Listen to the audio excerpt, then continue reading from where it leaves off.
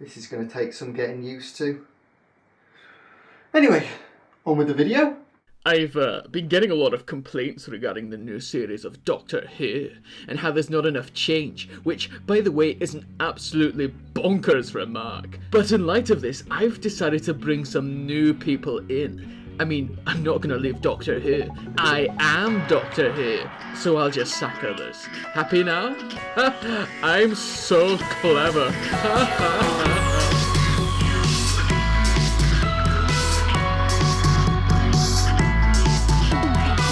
In this documentary, we'll be looking at behind the scenes of the new Doctor Who and speaking to some of the new members of the production team.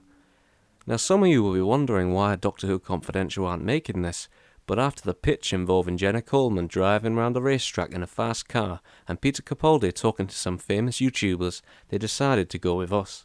Evil media, controlling your thoughts without you knowing. First, it's time to start with a bang, quite literally. Cool, eh? That's the test shot for episode 5. A guy explodes. Cool, eh? So when did you decide to work in this profession? Oh, at a young age, really. To be honest, ever since I found out what my second name meant. Oh, it's funny, actually. When I was younger, I used to put fireworks in my friend's bag. Oh, they laughed when they got back from hospital. Here's where we've got all the explosions.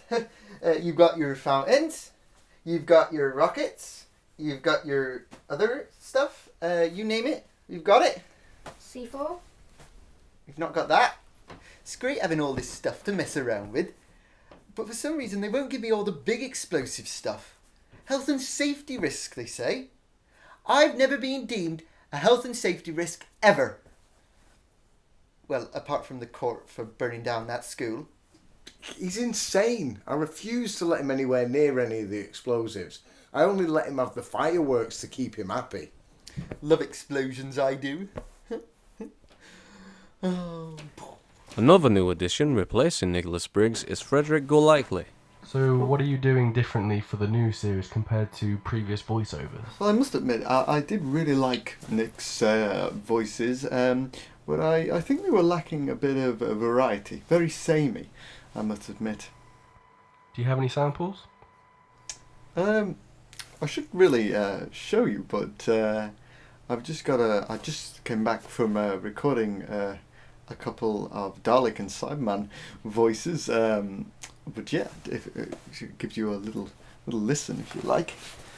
We are the Daleks, and we will destroy you. And here's the Cyberman one. We are the Cybermen, and we will destroy you.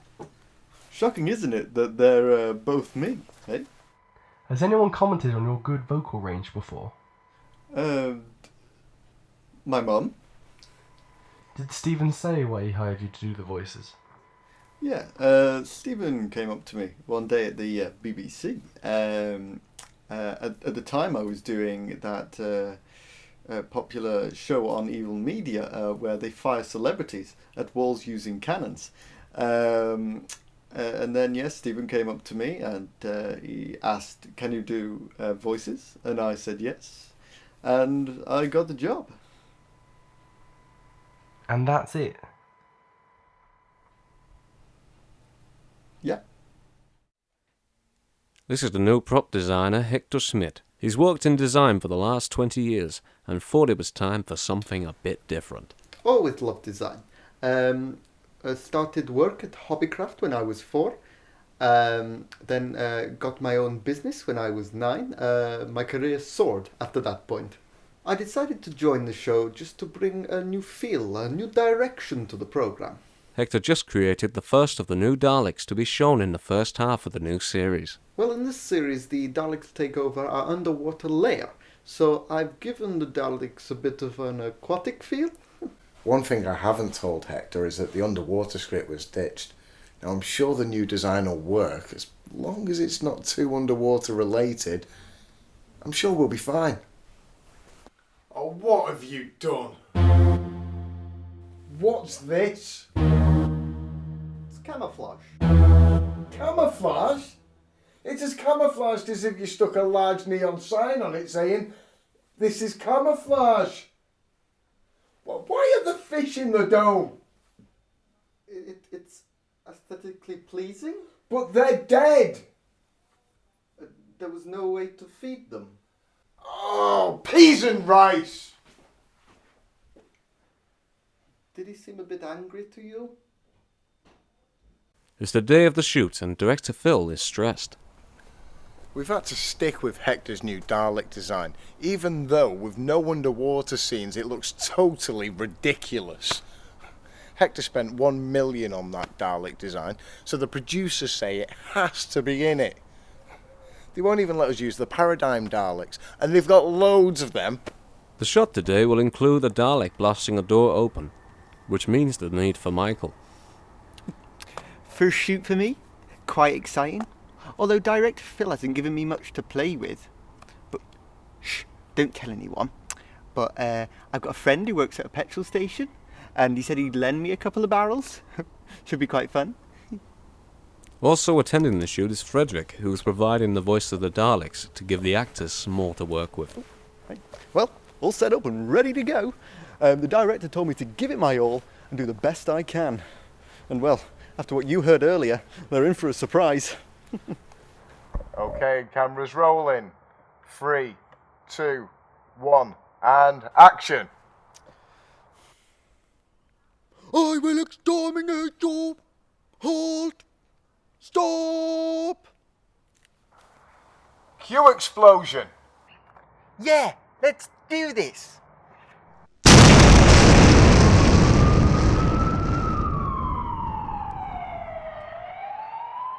Fredric was fired after Stephen Moffat realised he can't do the voices. Nicholas Briggs was brought back, with higher pay, to do the voices again. Although Fredric still announces for Spring and Splat, which continues on Monday on Evil TV.